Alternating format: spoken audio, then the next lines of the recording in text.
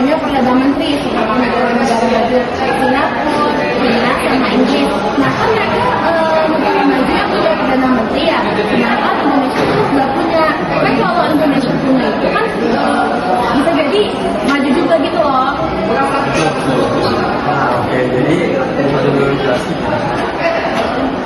adanya perdana menteri di suatu negara karena perbedaan sistem demokrasi yang dijalankan. Indonesia sendiri menganut demokrasi presidensial berlandaskan Pancasila. Nah, aku coba menjelaskan sedikit ya tentang sistem demokrasi biar kalian kebayang kira-kira gimana. Nah, jadi ini sistem kita adalah sistem iya betul, itu dua. Tapi itu cuma di Indonesia. Di Indonesia menggunakan sistem presidensial. Nah, sistem presidensial ini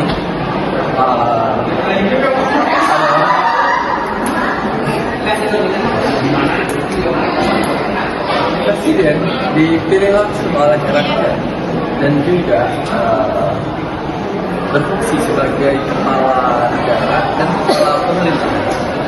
Nah, pilihan dari sistem ini yaitu dibaginya pemerintahan menjadi cabang. Yang pertama yaitu cabang eksekutif yaitu presiden sendiri, cabang legislatif yaitu dan juga cabang yudikatif.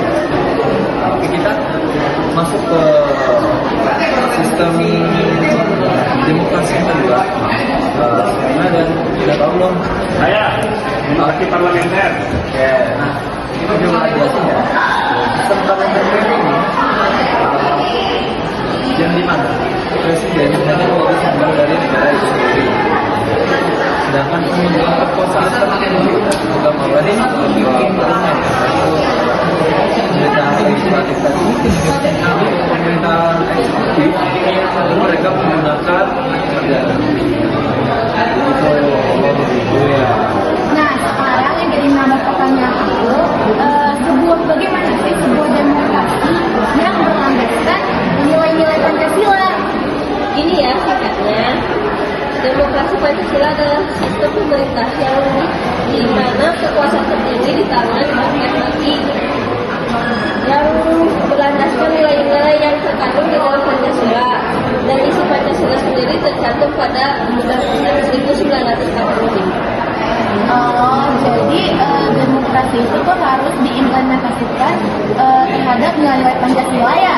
Ya, nah benar banget. Kita sebutkan satu persatu Pancasila dan apa contoh implementasinya. Boleh. Saya ya.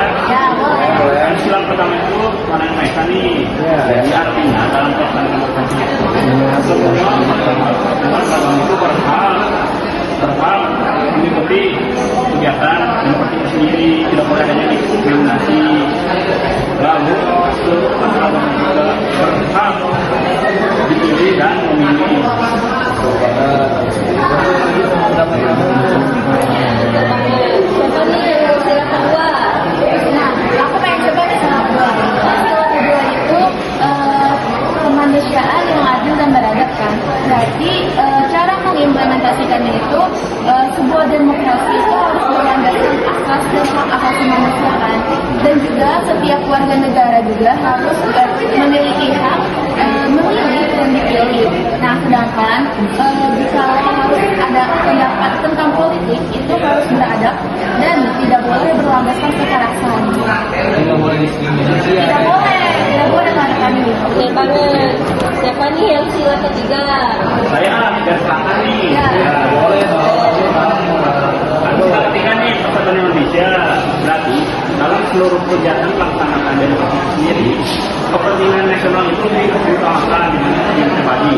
Lalu dalam pelaksanaan demokrasi itu sendiri tidak boleh menggunakan politik identitas. Politik identitas sendiri itu seperti menggunakan tertentu atau tertentu agar menarik pemilih itu sendiri.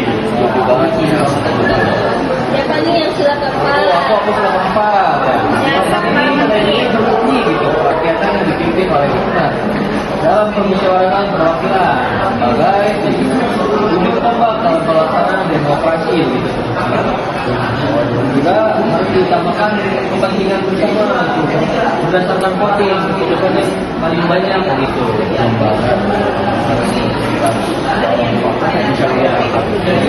Dan ini sila yang terakhir biar aku yang jawab ya.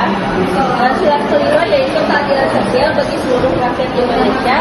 Contohnya yaitu seluruh kebijakan yang dihasilkan oleh para pemangku kebijakan hasil dari pelaksanaan. Demokrasi harus selalu berasas pada keadilan dan pelaksanaan. Demokrasi juga harus menjadi bagian untuk mencegah dominasi elit negara.